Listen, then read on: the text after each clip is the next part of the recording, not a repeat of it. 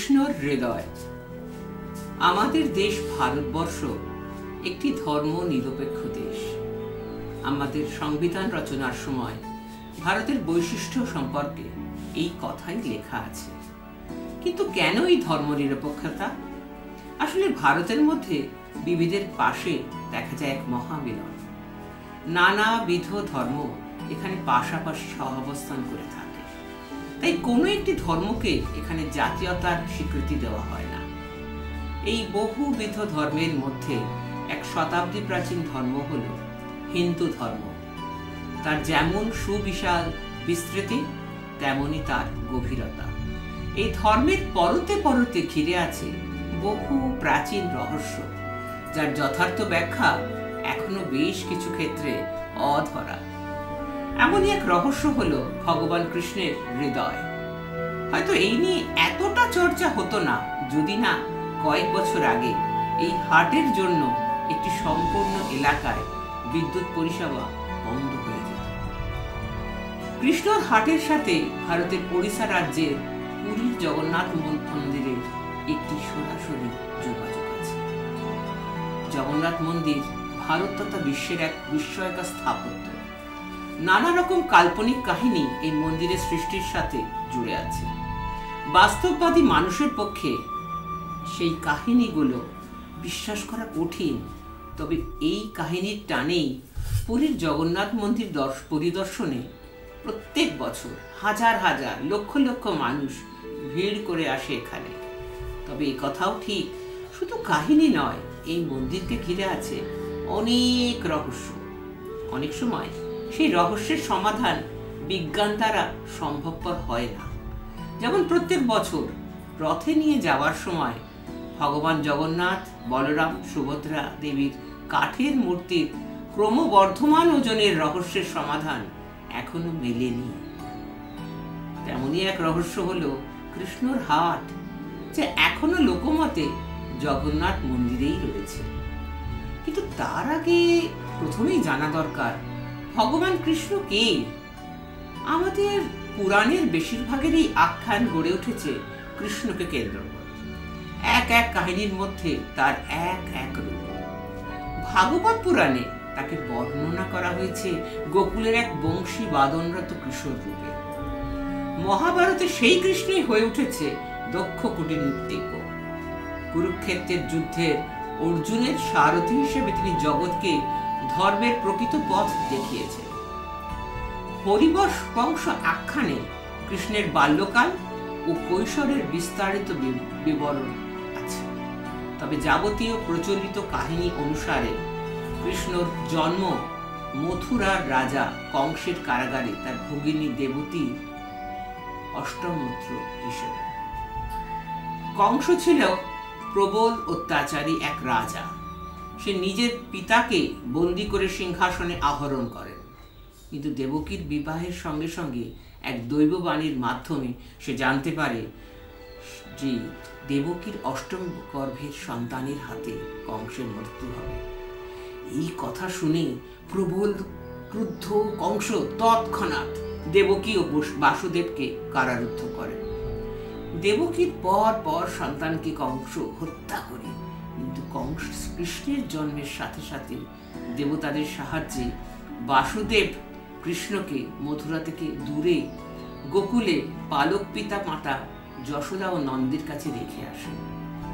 এরপর যথা সময়ে কৃষ্ণ বড় হয়ে কংসকে হত্যা করে নিজের পিতা মাতা ও প্রজাগণকে অত্যাচার থেকে রক্ষা করে।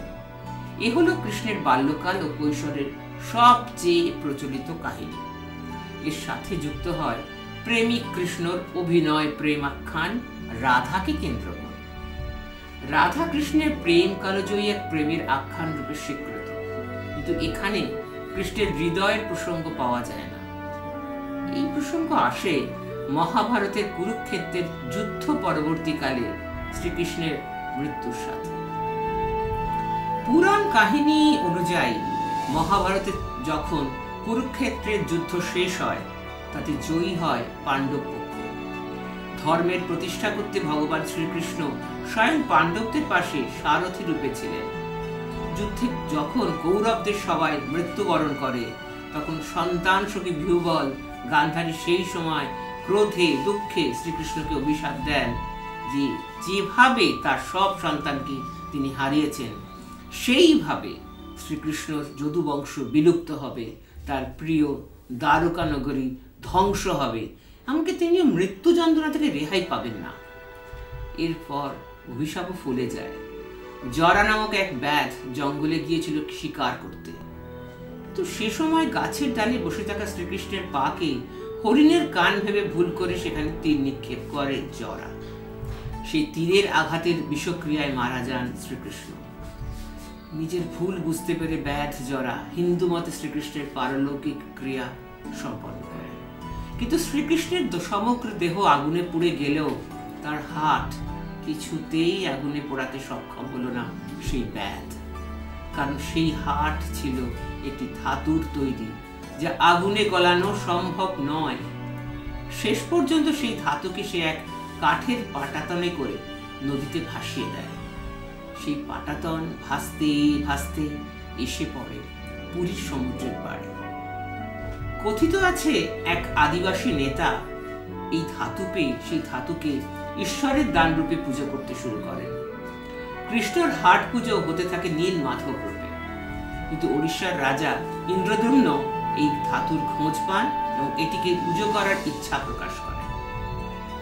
কথিত আছে এই সময় স্বয়ং ভগবান বিষ্ণু রাজা ইন্দ্রদ্যুম্নকে স্বপ্ন দেখান যে পুরীর সমুদ্র সৈকতে ভাসমান এক কাঠের টুকরো দিয়ে যেন শ্রীকৃষ্ণরূপী জগন্নাথ দেব, বলরাম ও সুভদ্রা দেবীর মূর্তি তৈরি করতে এবং এক মন্দির নির্মাণ করে সেখানে তাদের আরাধনা করতে। আদেশ মতো রাজা পরদিন সমুদ্রে সেই কাঠ খুঁজে পান। স্বয়ং বিশ্বকর্মা ঠাকুর এক বৃদ্ধের ছদ্মবেশে এসে রাজাকে বলেন তিনি মূর্তি নির্মাণ করতে, কিন্তু তিনি এ কথাও বলেন যে মূর্তি নির্মাণকালে কেউ সেই মূর্তি দেখতে পাবেন না এবং তা বানানো হবে এক বন্ধ ঘরে। কিন্তু রাজা ধৈর্য রাখতে পারেন না। তিনি একদিন চুপিসারে মূর্তিটা দেখবার জন্য ঘরে ঢুকে পড়েন। বৃদ্ধ সেই সময় অন্তর্হিত হয়ে যান। সেই কারণেই দেখা যায় পুরীর মন্দিরের বিগ্রহগুলি অর্ধ সমাপ্ত। কিন্তু যদি সমস্ত লোককাহিনী রটে যাওয়া ঘটনা সাজানো যায় তবে দেখা যায় এর কিছুটা তো সত্যতা আছে বটেই। কেননা ভারতবর্ষের যে কোনো মন্দিরের দিকেই লক্ষ্য করলেই দেখা যায় তার মূর্তি পাথর বা কোনো ধাতু দ্বারা নির্মিত। কিন্তু পুরীর জগন্নাথ মন্দিরের বিগ্রহগুলি কাঠের তৈরি এবং এর একটি ব্যাখ্যা হতে পারে যেহেতু হাড়টি মেটাল দ্বারা নির্মিত, তা হয়তো কোনো ধাতু বা পাথরের মূর্তির সংস্পর্শে এলে তড়িৎ পরিবাহী হয়ে উঠতে পারে এবং মূর্তি স্পর্শকারী ব্যক্তিকে বিদ্যুৎপৃষ্ট করতে পারে।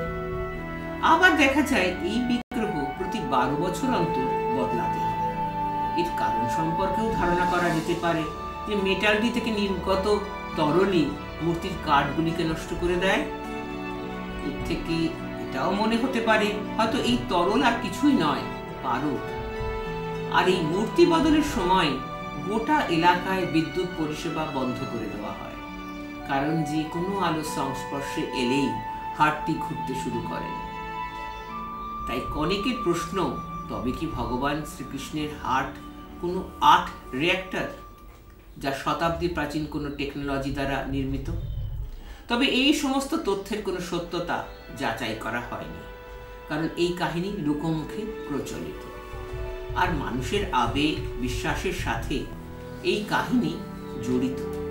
তাই বিজ্ঞানসম্মত অনুসন্ধানও এক্ষেত্রে সম্ভবপর হয়নি।